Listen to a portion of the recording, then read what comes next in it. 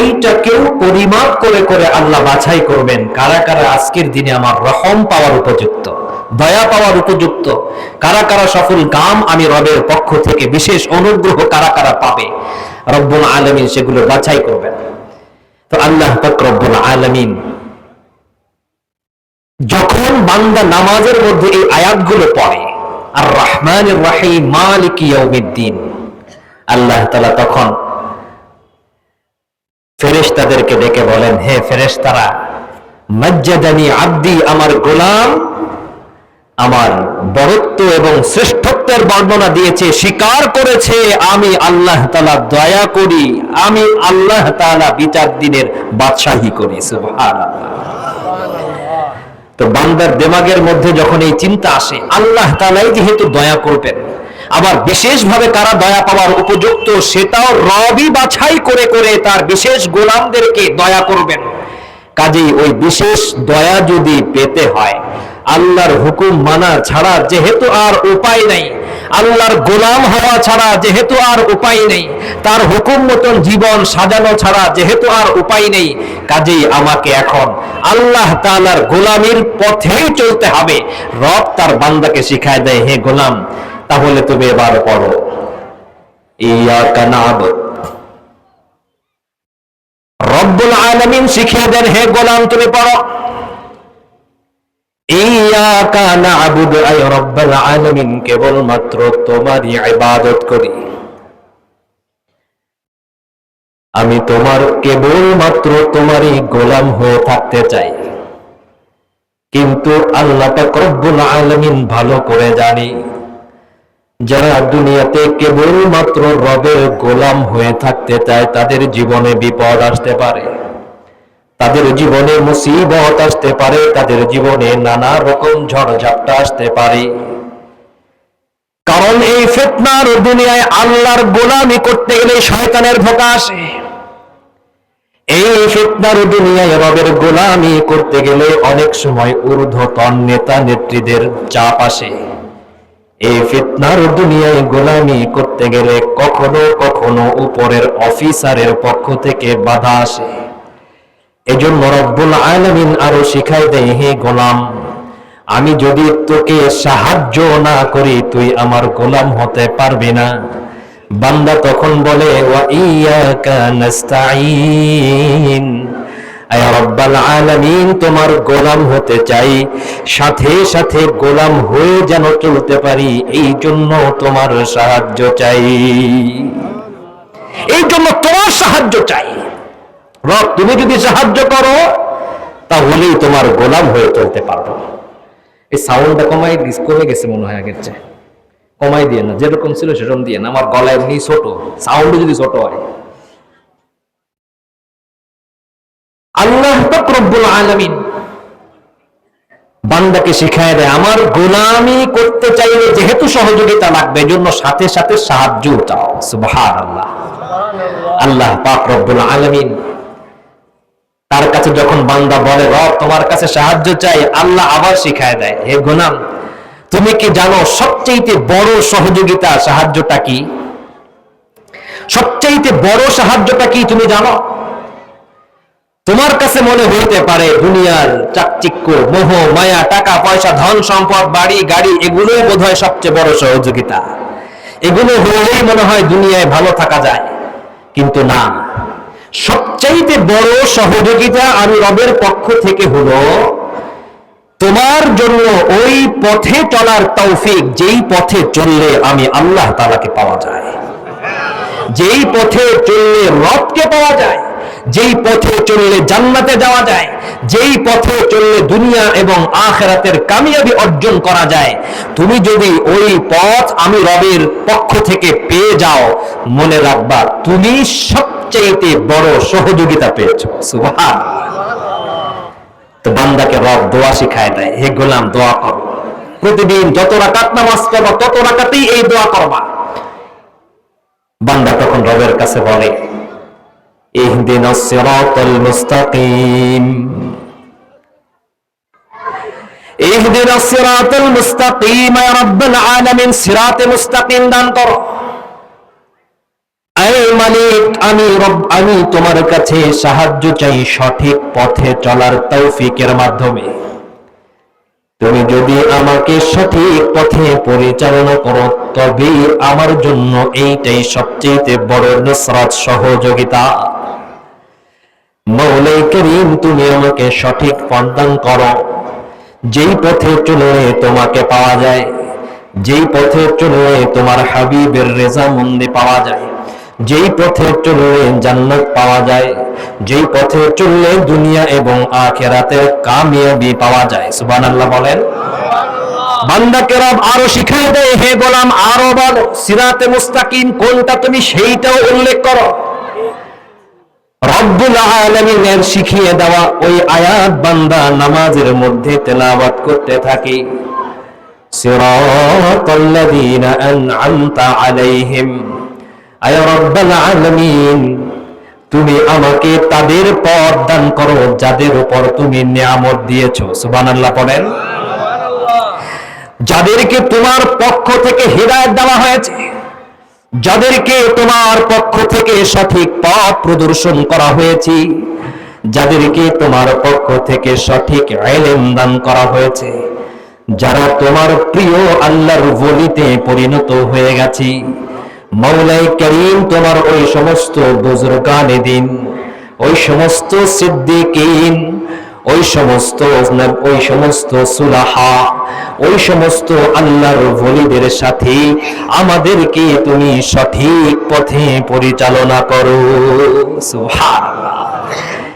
একটা মজার তথ্য দেখেন, সঠিক পথ মানে তো আল্লাহর পথ, তাই না? সঠিক পথ মানে তো কোরআনের পথ, সঠিক পথ মানে তো সুন্নাহর পথ। তাহলে আল্লাহ তাআলা যদি দোয়াটা আমাকে এভাবে শেখাইতেন, ইহদিনাস সিরাতাল মুস্তাকিম সিরাতাল কুরআনি ওয়াস সুন্নাহ, হে আল্লাহ আমাকে তুমি সিরাতুল মুস্তাকিম দান করো, যেই পথটা কোরআন এবং সুন্নাহর পথ। এইভাবে তো আয়াতটা হইতে পারত। অথবা এমন যদি হতো, ইহদিনাস সিরাতাল মুস্তাকিম সিরাতাল্লাহি ওয়ার রাসূল, আল্লাহ এবং রাসূলের পথ তুমি আমাকে দান করো, কথা তো ঠিকই আছে, আল্লাহ রাসূলের পথই তো সঠিক পথ, এইভাবেও তো হইতে পারত, পারত কিনা?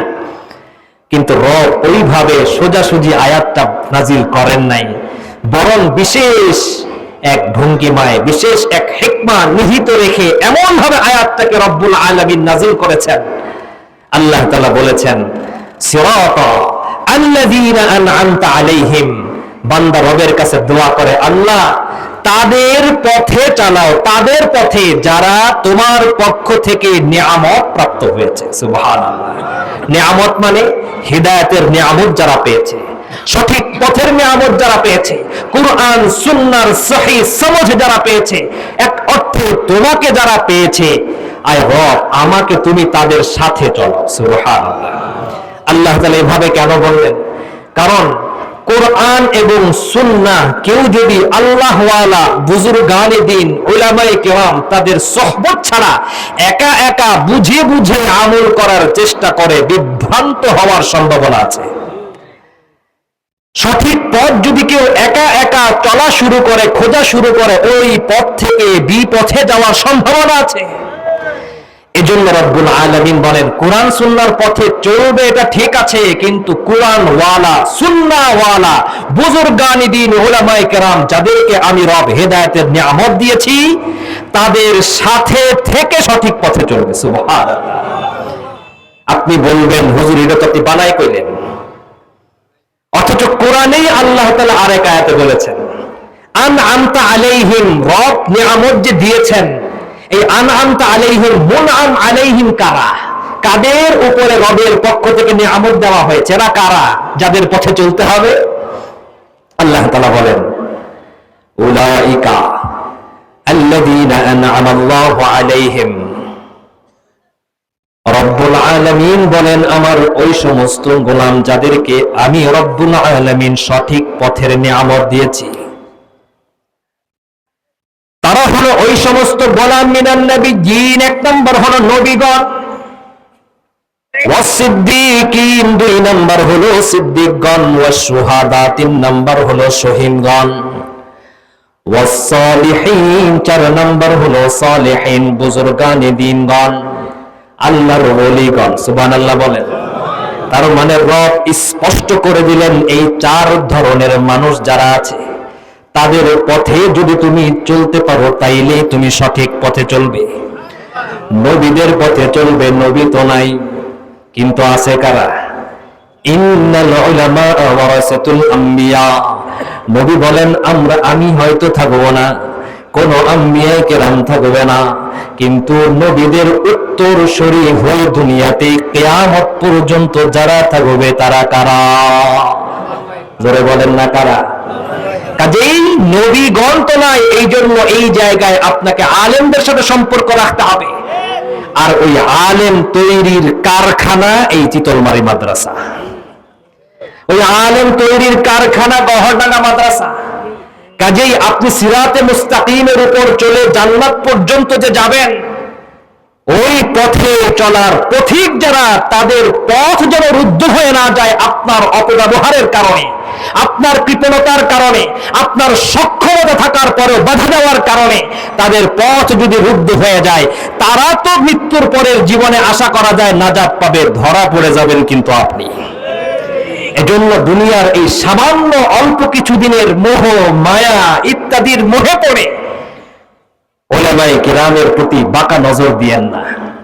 মাদ্রাসা মসজিদগুলো চালানোর জন্য এই যে আপনার কাছে কাছে যায়, আপনি তো মনে করেন টাকাগুলো কি নষ্ট করলাম কিনা, খবর নাই। এই টাকাটাই, এই সাদাকাটাই যদি ইখলাসের সাথে দিয়ে থাকেন, রব বলেন মাসালুল্লাযীনা ইউনফিকুনা আমওয়ালাহুম ফি সাবিলিল্লাহ কামাসালি হাব্বা আনবাতাত সাবআ সানাবিলা ওয়া ফি কুল্লি সুমবুলাতিন মিআতু হাব্বা।